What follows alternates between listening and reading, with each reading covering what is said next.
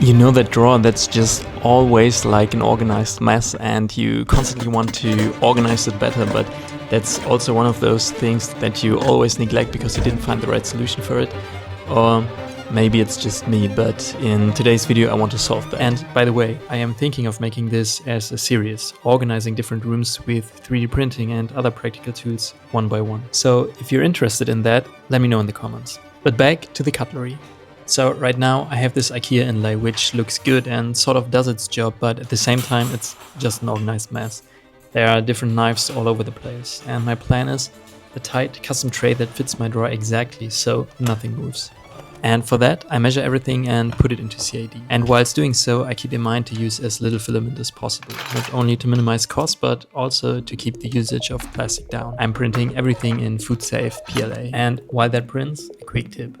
Always use a little offset for your inlays because PLA shrinks after printing and you don't want to get your stuff stuck. So the knife tray is done, and after I printed it and put all the knives in there, I noticed something. I cut the upper part off to save filament, but while I was making this design choices and modeling that in CAD, I didn't thought about cutting the bottom part off. This would not only be way easier to design, but would also have the benefit that you can grab the knives at the handles instead of like this. But this goes to show how important it is to take enough time before designing stuff. Yet all DIY projects are a source to learn, and I think that is beautiful in itself. Of course I could have just designed a new part with these changes and I didn't have to show it to you anyway, but I wanted to show the process behind it and I wanted to be responsible with the filament used. So after the knives, same thing for the spoons, forks and the chopsticks. With these 3D printed inlays I could free up one complete tray of these IKEA inlays, and before we had the spoons in one tray and the forks and chopsticks in another. So let's move on to the spices. At a first glance this drawer isn't such a mess. I like this top drawer and the IKEA inlay for some of the spices, but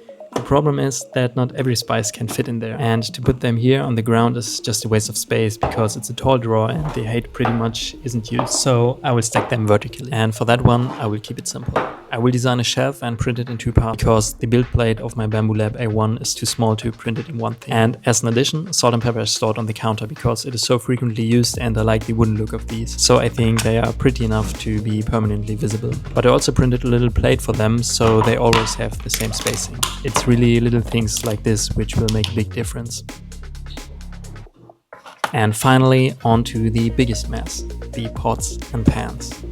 No matter how often we rearranged it, it's always a mess, especially because it has to be stacked in a specific order. But sometimes, or always, one of these pots is in use or in the dishwasher. And this also means using and storing the biggest items always requires to take all of the smaller stuff out.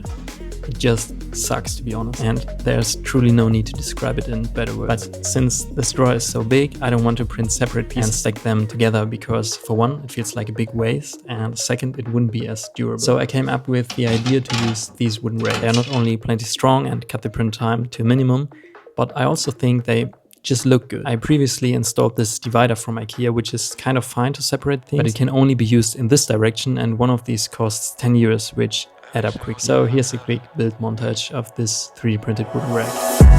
Every single day I feel the pressure. Double up the work, let's make it extra. Working so my mother get a rest, yeah. Working like I never knew I'm blessed, yeah. Every single day I feel the pressure. Diamonds in my eyes, I know I'm special. In the gym I gotta get my reps up. In the gym I gotta get my working. I can't leave it all the chances, make it certain. Yeah, I had to lose it all to find my purpose.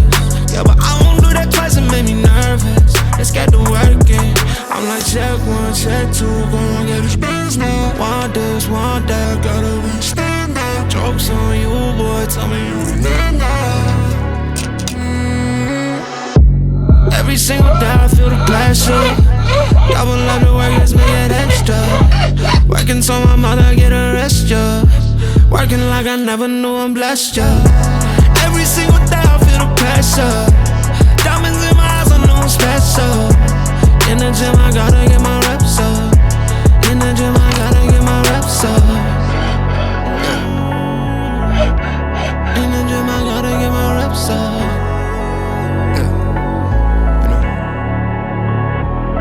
Okay, I'm him. Ain't nobody help me shooting in the gym. It's always been on me, I always gotta build. Everybody eat before I got my fill. Ooh, keep it real, ooh,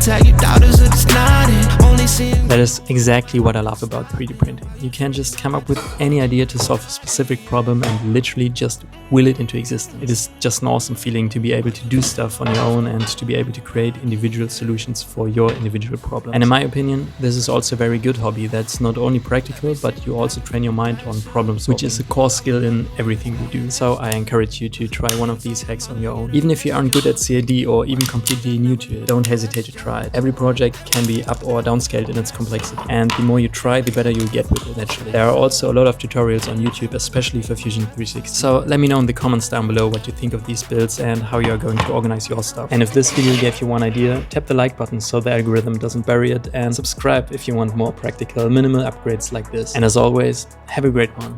Ciao.